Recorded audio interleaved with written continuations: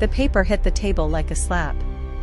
By the time Vanessa Reed looked down and read the words family reimbursement contract, everyone in the room was already watching her as if the verdict had been decided long before she arrived.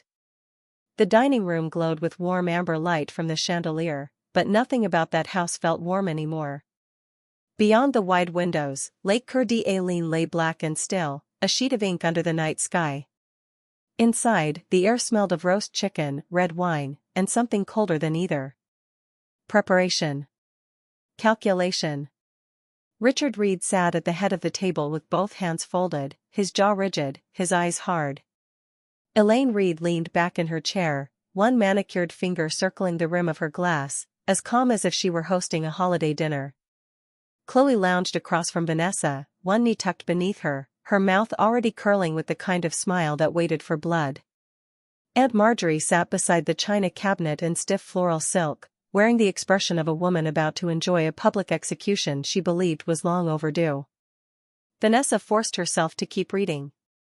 The document claimed she owed the family $18,600 for room, utilities, groceries, emotional disruption, and the inconvenience of returning home after her apartment lease had ended unexpectedly.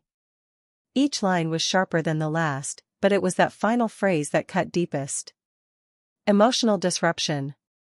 As if her presence were not flesh and memory and sacrifice, but a storm they had been forced to endure. Chloe let out a small laugh. You should really read the part about weekly interest. That was Dad's idea. Vanessa lifted her head. No one corrected her. No one looked embarrassed. That was the moment the humiliation settled into something heavier than pain. This was not anger. It was choreography. Her eyes dropped to the bottom corner of the third page, and there it was. The faint print stamp from the office supply store downtown. 11 days ago. A chill moved through her so cleanly it almost felt like clarity. They had not written this tonight because they were upset. They had written it before she even carried her suitcase through the door. Elaine crossed one leg over the other and smiled without softness. You are 31 years old, Vanessa.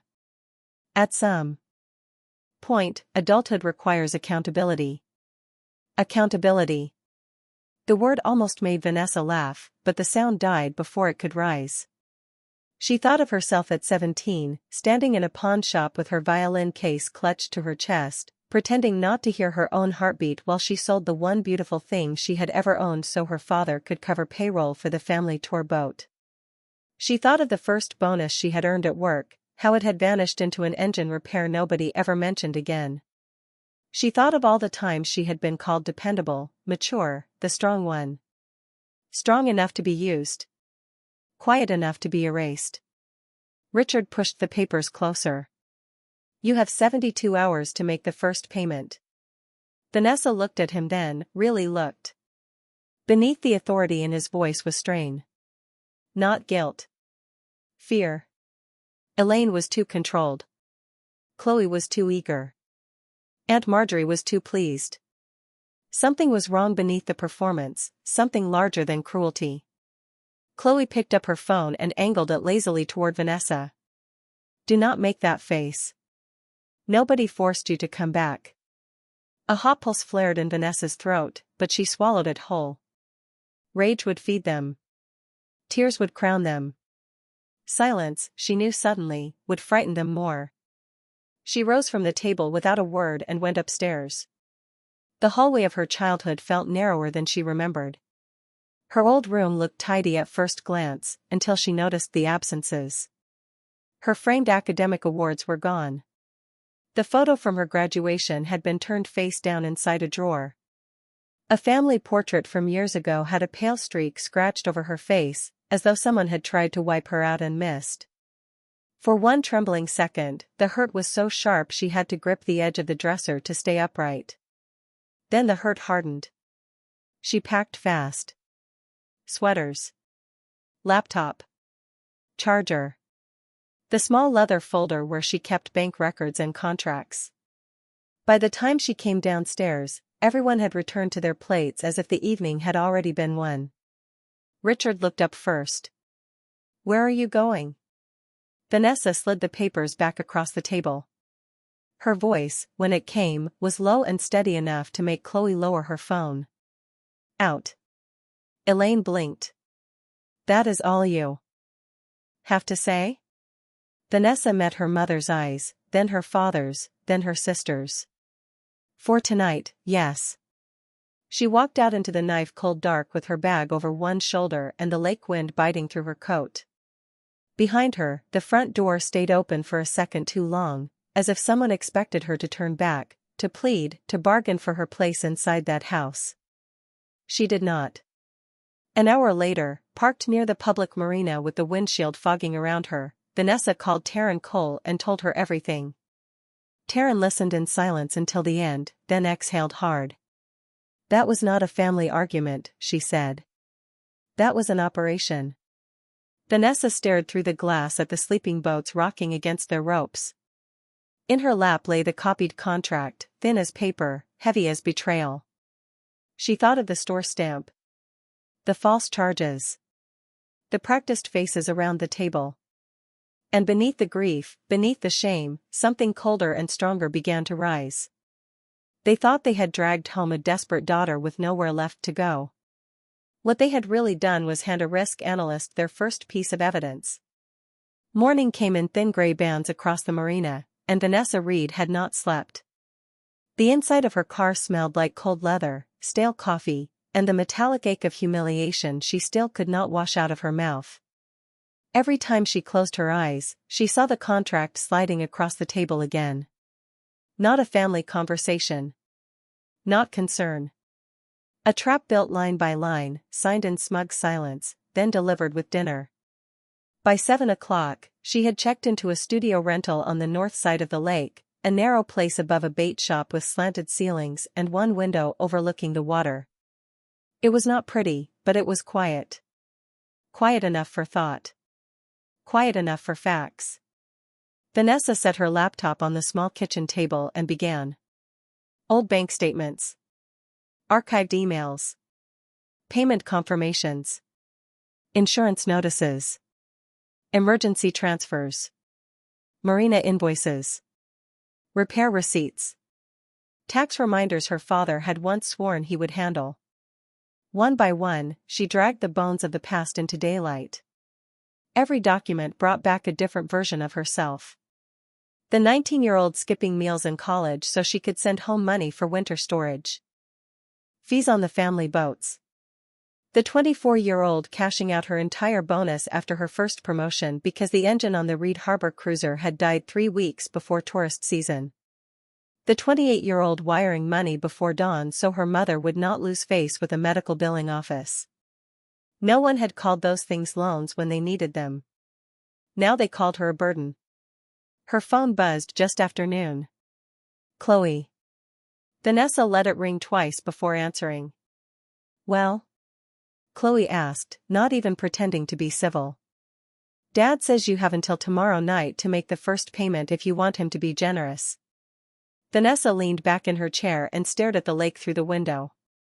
The water was steel blue, chopped by wind, glittering in places where the light caught it hard enough to wound. Tell Dad I got the message. That is all? Chloe said. No apology? No plan? You really are unbelievable. Vanessa almost smiled. Chloe still believed noise was power. That whoever spoke the cruelest one. Tomorrow. 7 in the evening. Dining room. Everyone present. There was a small pause on the other end, the first crack in Chloe's certainty. Then Chloe laughed. So you are paying. Vanessa ended the call.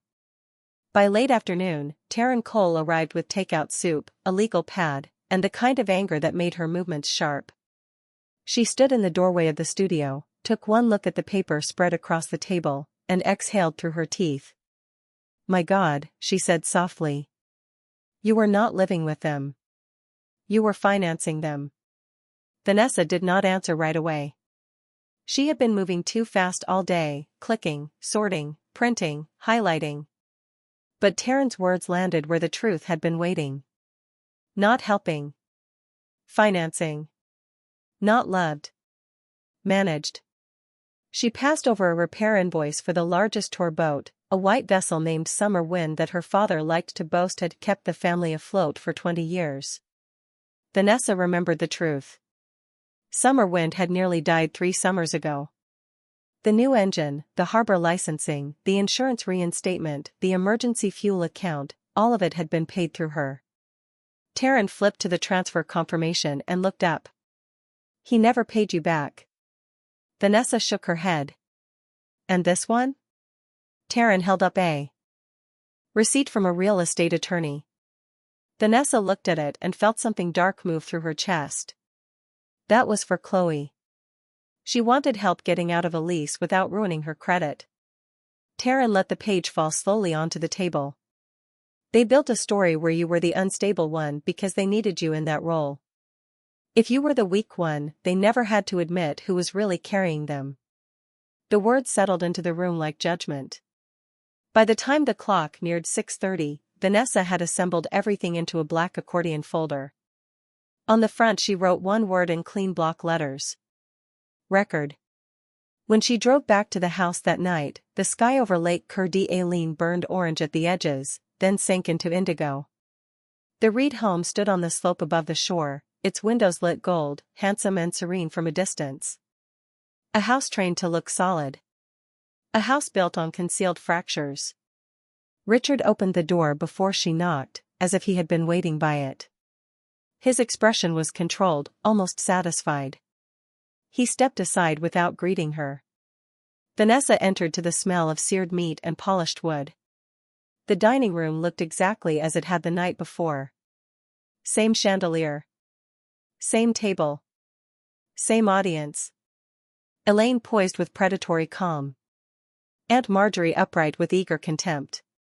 Chloe with that restless brightness in her eyes, ready for spectacle. Richard sat down and folded his hands. I trust you are here to do the responsible thing. Vanessa did not sit immediately. She placed her black folder on the table with deliberate care, then lowered herself into her chair. The movement alone made the room tighten. Her composure was wrong for someone who was supposed to be cornered. Richard slid an envelope toward her side of the table. If the first installment is in there, we can discuss a revised timeline. Vanessa looked at the envelope, then back at him. I did bring documents, she said. Chloe smirked. How touching. She made notes. Vanessa opened the folder. The first sound was small. Just paper lifting from paper. But in that room, it carried like a blade leaving its sheath. She laid out bank transfers, invoices, receipts, email confirmations, one after another, building a second table over the first one. Not accusation. Architecture. Richard's face changed first. Only slightly. A tightening around the eyes. Elaine's fingers stopped moving on her wineglass. Aunt Marjorie leaned forward. Chloe frowned, confused, then irritated, as if the script had just been rewritten without her permission. Vanessa spoke evenly, each sentence clean and precise. Emergency transfer for harbor insurance reinstatement. Paid by me. Engine replacement deposit for Summer Wind. Paid by me. Medical billing balance after mom's outpatient procedure. Paid by me. Lease termination fee for Chloe. Paid by me. Bridge loan to cover payroll during off-season. Paid by me. She pushed the stack toward the center of the table. I spent the day calculating. Since we are assigning monetary value to family relationships now, I thought accuracy mattered. Vanessa, Elaine said, too quickly, this is not the same thing. Vanessa turned to her mother with a calm so cold it made the older woman look away first. No, she said. It is not. Mine are real. Silence cracked across the room. Richard grabbed one of the pages and scanned it, his jaw flexing. These were gifts. Vanessa reached into the folder again and withdrew the final page. She set it gently on top of everything else. A copy of the contract they had handed her. The office supply store stamp circled in black ink. Dated 11 days earlier. No, she said, her voice dropping lower, steadier, deadlier. A gift is something offered freely. This was premeditated extortion. Chloe's face drained. Aunt Marjorie went still. Elaine inhaled sharply, as if the air had changed shape and cut her on the way in. Vanessa let them look. Let them understand that the weak daughter they had tried to shame at the table had arrived with evidence, timeline, leverage, and the patience to use all three. Then she folded her hands over the folder and looked straight at her father. You wanted accountability, she said. Good. Let us begin there. The first call came at 5:12 in the morning. By the time the sixth one lit up Vanessa Reed's phone, the room above the bait shop had already filled with that raw, metallic silence that follows disaster before it is named. She lay still for one more breath, staring at the pale seam of dawn pressing through the slanted window, and let the vibrating phone rattle across the nightstand like a trapped insect. Chloe. Then Elaine. Then Chloe again. Then Richard. Then Aunt Marjorie. Vanessa sat up slowly and answered on the seventh call. Chloe's voice came through jagged and wet. You need to come now. There are letters from the bank and the county. Mom is crying. Dad keeps saying it is not final, but I think it is bad. I think it is really bad. Vanessa swung her legs to the floor and pressed her feet into the cold boards. Was the contract bad? She asked. A pause. Tiny. Guilty. Enough. Then Chloe whispered, please. An hour later, Vanessa turned into Aunt Marjorie's gravel drive, where the cedar trees leaned over the house like witnesses. All the family cars were already there, parked at uneven angles. No one had arrived with dignity. They had arrived in panic. Inside, the kitchen looked stripped of its usual performance. No polished laughter. No scented candles. No practiced superiority. Burnt coffee thickened the air. A plate of toast had gone cold on the counter. Elaine sat at the table holding a mug so tightly her knuckles looked bloodless. Richard stood near the sink with two opened envelopes in his hand, his face carved into the rigid expression of a man who still believed he could outstare ruin. Chloe paced barefoot in an oversized sweatshirt, mascara smeared beneath both eyes.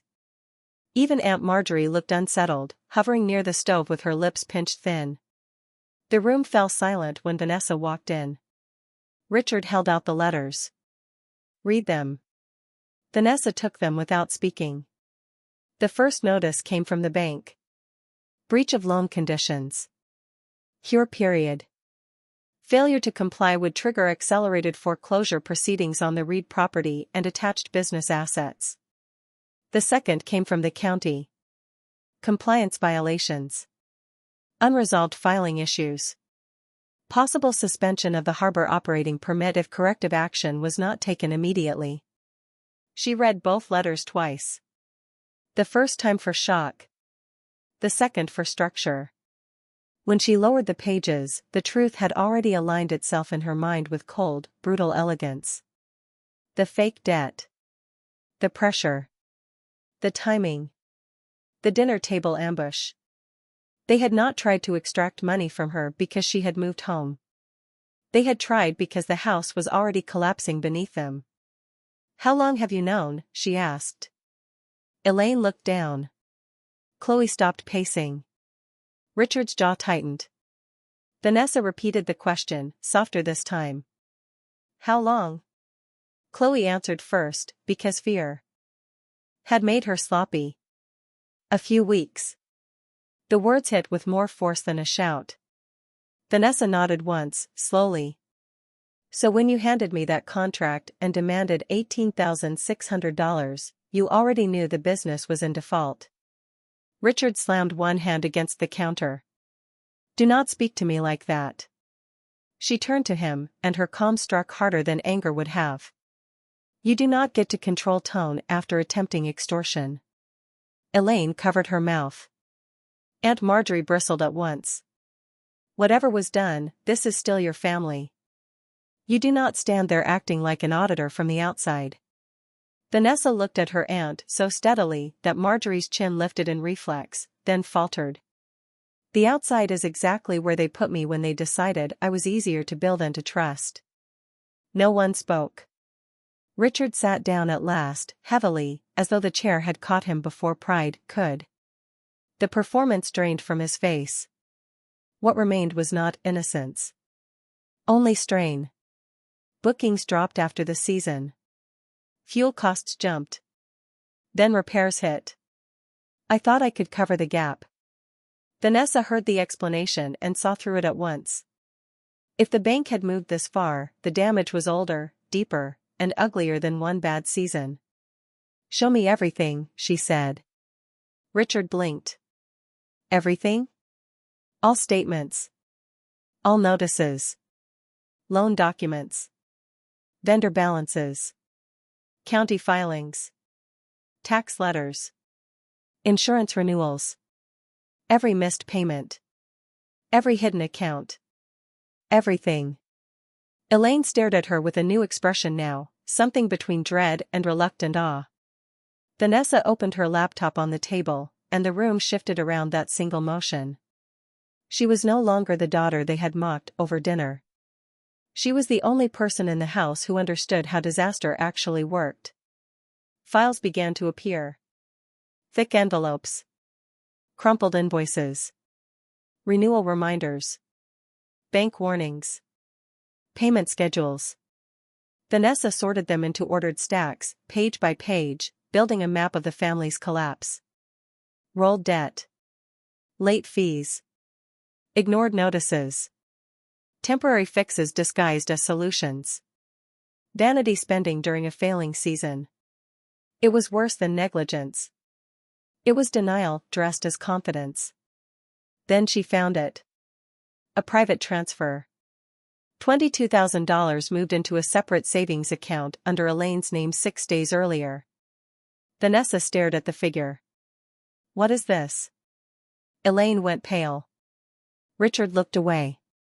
Chloe folded both arms across her chest, too defensive, too fast. It is different, Chloe said. Vanessa lifted her eyes. Different how? Chloe swallowed. It was supposed to be for me. In case I needed to start over in Seattle. For a moment, the room narrowed to a single brutal point. Vanessa remembered being 22, standing in her apartment in Chicago with a graduate school acceptance letter in her hand while Richard told her the family business needed her close by for one more season. One more season had become years. Her future had been postponed into usefulness. Chloe's had been protected in secret. When Vanessa finally spoke, her voice was so quiet everyone leaned toward it. You tried to force money out of me to save a collapsing house while preserving an exit fund for the daughter you actually intended to rescue. Elaine began to cry. Richard stared at the table. Chloe opened her mouth, then closed it again because there was no version of this that did not damn her. Vanessa shut the folder and placed both hands over it. I am not here because you deserve loyalty, she said. I am here because I will not let another lie be built on my silence. Richard looked up.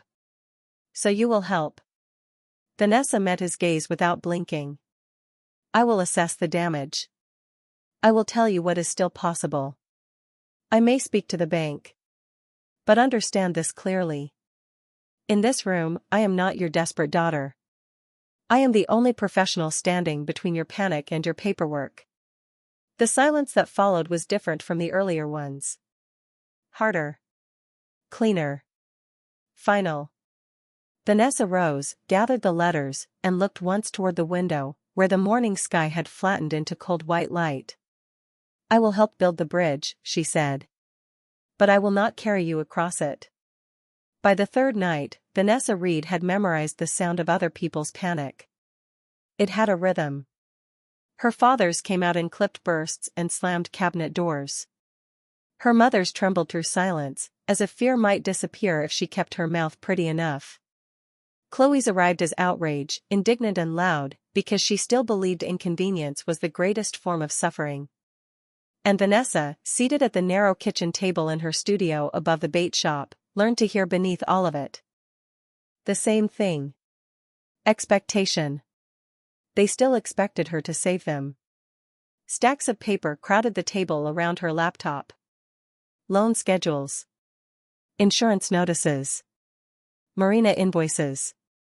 County compliance forms. Vendor balances. Her red pen moved through them with ruthless precision, circling late fees, underlining contradictory dates, drawing arrows where Richard had patched one debt with another and called it strategy.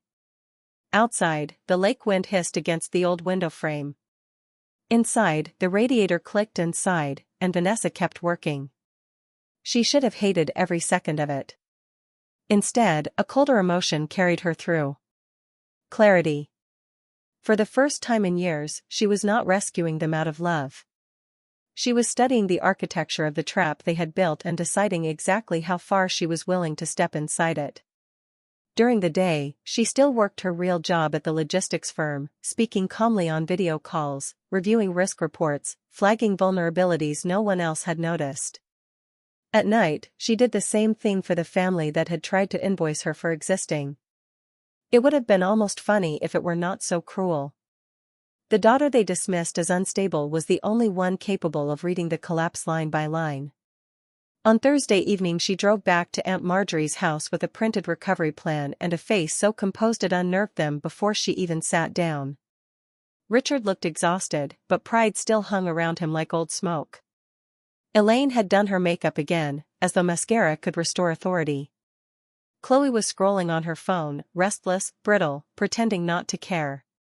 Aunt Marjorie sat upright in a cardigan the color of dried roses, watching Vanessa with narrowed eyes, as if waiting for proof that competence did not equal power. Vanessa laid the documents on the table. "This is the only path I see," she said. "The bank will consider a temporary reinstatement if we submit corrected filings, show immediate good faith payment, and follow the cure terms exactly. Not loosely. Not emotionally. Exactly." Richard frowned at the packet. "And they will agree to that?" "They have not agreed yet. I said they will consider it." She had spent the morning on the phone with the bank's regional recovery officer, her voice cool, prepared, persuasive. She had not begged. She had presented structure. Outstanding amounts were itemized. County gaps could be corrected within the window. A limited operational recovery before peak lake season was still plausible. The officer had listened because Vanessa knew how to speak the language of risk. Not shame. Not hope. Exposure. Mitigation. Compliance. Probability. It was the first time in years she had seen a room full of family members stare at her the way strangers at work did when she walked them through a problem they had thought was fatal. Chloe broke the silence first. "So if we do all this, the house is safe?" Vanessa turned toward her. "If you do all this, the house has a chance." Richard's mouth hardened. He hated that wording. Chance meant uncertainty. Chance meant his authority was not enough. Chance meant the daughter he had tried to shame now controlled the most valuable thing in the room. Elaine leaned forward, suddenly soft, suddenly trembling, and Vanessa almost admired the timing. "Honey, we know we made mistakes. We just need to get through this together." Together. The word slid over Vanessa's skin like oil. She remembered the contract pushed across polished wood. The phrase emotional disruption. The scratch across her face in the family portrait upstairs. Together had always meant this family standing in a circle while she stood in the middle. Vanessa opened her notebook. "Before I send anything final, I want verbal confirmation. Did any of you truly believe I owed you that money?" Silence. Chloe looked at Elaine. Elaine looked at Richard. Aunt Marjorie shifted in her chair. Vanessa clicked a pen, calm and patient. "I asked a simple question." Richard exhaled through his nose. "No," Elaine whispered. "No." Chloe said nothing for 2 seconds too long, then muttered, "No." Vanessa wrote it down. "Was that contract prepared before I moved back into the house?" Elaine's eyes filled instantly. Richard stared at the grain of the table. "Yes." Did you intend for the pressure of that contract to make me hand over money quickly? This time the silence was uglier. Finally Chloe snapped, we were desperate. Vanessa lifted her gaze. That is not the same answer. Richard's face darkened, but his voice came out lower, defeated. Yes. The room shrank around the truth. Even Aunt Marjorie had gone still now, the old certainty draining from her expression in thin, unwilling lines. Vanessa felt something steady settle inside her. Not victory. Documentation. The next morning the bank sent the conditional reinstatement terms. Vanessa printed them, highlighted the deadlines, and drove them over herself. Richard barely thanked her. He was too busy reading the page like it had insulted him personally. The agreement required a same-day certified payment, corrected county documents, and strict compliance with reporting procedures. Miss one step and the reinstatement would dissolve. Vanessa looked directly at him. Do not improvise.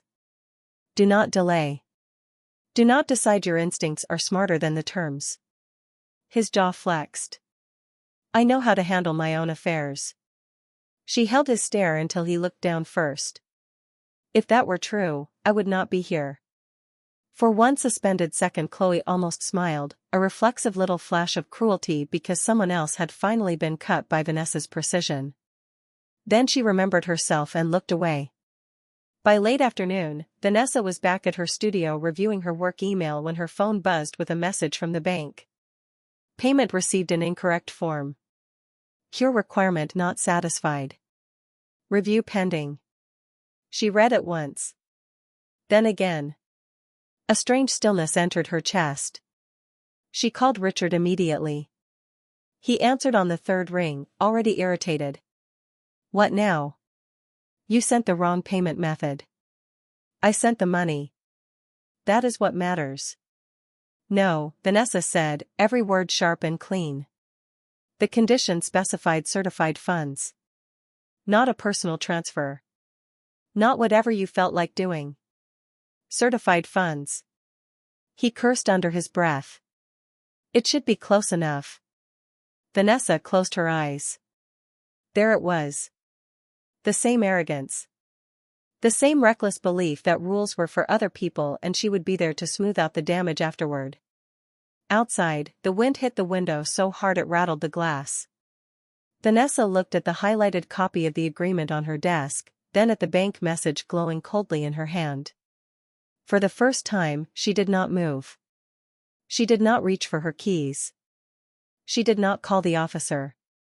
She did not begin fixing. Because at last, brutally, she understood the shape of the real trap. It was not the debt. It was the expectation that she would always arrive before consequence did.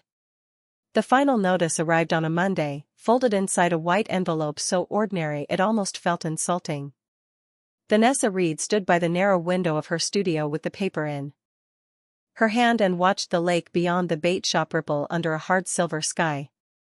Below her, someone slammed a truck door. Gulls wheeled once, then vanished into the wind. The world kept moving with cruel ease, untouched by the fact that one family had finally run out of places to hide. Failure to cure. Reinstatement terminated. Foreclosure proceedings to continue. Vanessa read the page only once. She did not need a second look. She had seen this ending forming the moment Richard dismissed certified funds as a technicality, the moment pride once again chose improvisation over discipline. The warning had been clear. The deadline had been clear. The consequence had been clear. What had never been clear to them was that she was no longer willing to stand between their choices and their cost. Her phone began ringing before noon. Richard first, then Elaine, then Chloe, then all three again. By the time she answered, their panic had ripened into blame. You could have fixed this, Richard said without preamble, his voice rough with fury and fear. You knew what they wanted.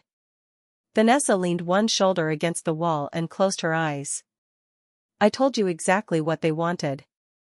You should have made sure it was done. There it was. Not grief. Not accountability. Delegation. Vanessa let the silence stretch until it began to scrape at him. I am not responsible for decisions you insisted on making. When she hung up, Elaine called within seconds. Her mother's voice was cracked raw now, stripped of the polished softness she used when she wanted something. Please do not do this to us. We are your family. Vanessa stared at the foreclosure notice. The paper felt dry and light in her hand. Lighter than the contract they had once pushed across the dining table. Lighter than the years she had spent paying, postponing, absorbing. No, she said quietly. You did this to yourselves.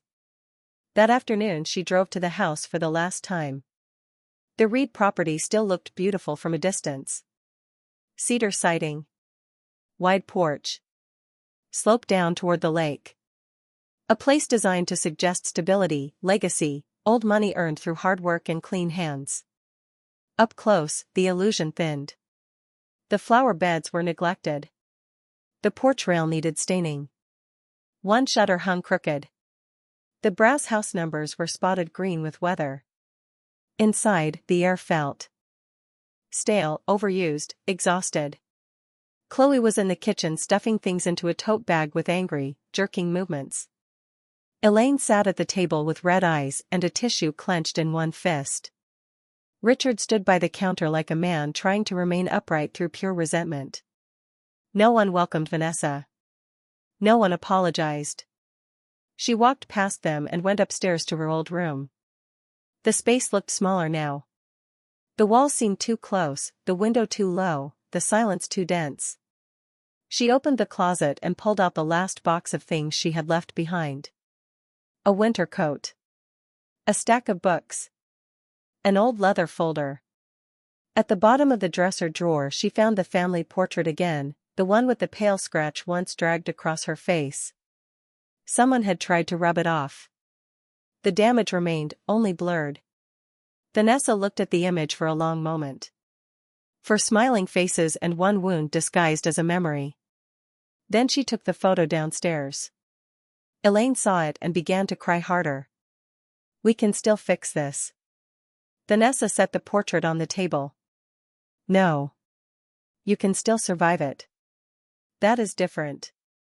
Chloe gave a bitter laugh and zipped her bag. Easy for you to say. You always land on your feet. Vanessa turned toward her sister slowly. There were 1,000 things she could have said. About Chicago. About the hidden Seattle fund. About the years of being useful only when things broke. Instead, she reached into her purse, took out her phone, and completed the transfer she had prepared an hour earlier. $18,600. Recipient, Chloe Reed. Transfer memo, reimbursement. Chloe's phone buzzed on the counter. She looked down, frowned, then went still. Richard stepped closer. Elaine lifted her head. What is that? Chloe asked. Vanessa held her gaze. The same test you all gave me. The room froze. That amount would not save everything, Vanessa continued, her voice calm, almost gentle. But it could help. It could go toward the house. Toward the legal fees. Toward giving them breathing room. Or you can use it to leave, protect yourself, and begin somewhere else. Elaine's face drained of color. She understood before Richard did. Understood the cruelty, the precision, the justice of it. Vanessa had not given the money to the parents who demanded sacrifice. She had handed choice to the daughter they had always protected. Chloe's lips parted. You cannot be serious. I am completely serious. Richard stepped forward, furious now. You do not play games in this house. Vanessa looked at him, and something in her expression made him stop. I learned from experts. No one spoke after that. The next morning Chloe was gone. Seattle, Vanessa assumed. The money had left with her. So had the last illusion in that house. Elaine called in sobbing waves, horrified not only by the foreclosure but by the revelation that her favored daughter had chosen herself the first moment sacrifice became real. Richard stopped calling altogether. Aunt Marjorie tried once, with righteous outrage thick in her voice, accusing Vanessa of turning sister against sister. Vanessa listened, then said only, "I offered Chloe the same moral choice she once demanded from me. She made hers." 30 days later, the foreclosure notice was posted on the front door. By then the family had already begun telling neighbors, relatives, and members of their church that Vanessa had abandoned them during a crisis. That she had turned cold. That success had made her arrogant. Vanessa did not argue in person. She did something far more permanent. She posted the evidence. The fabricated reimbursement contract. The printed date showing it had been prepared before she moved home. The signed acknowledgments of the real money she had poured into the family over the years. The recorded admissions that they had never believed she owed them anything and had only wanted to pressure her into paying fast. She wrote no rant. No insult. Only a short caption. "I did not abandon my family. I stopped carrying consequences they created while calling it love." After that, the rest happened without her touch. Business contacts withdrew. Community sympathy cooled. Elaine stepped back from local charity circles. Richard lost what remained of his reputation at the harbor. No one destroyed them. The truth did. Weeks later, Vanessa met her parents once in a rented apartment across town, smaller and dimmer than the lake house had ever been. Elaine looked older. Richard looked emptied out. He asked whether this was really how she wanted things to end. Vanessa thought of the contract, the hidden fund, the wrong payment, the scratched photograph, the years she had mistaken endurance for devotion. Then she answered with a peace that had cost her far too much to earn. "This is not how I wanted it to end. This is how it ended when I finally stopped saving you from yourselves. If this story stirred something in you, tell me what you would have done in Vanessa's place." And for more stories about betrayal, boundaries, and the quiet power of letting truth do the final work, like, comment, and subscribe to Still Waters Payback.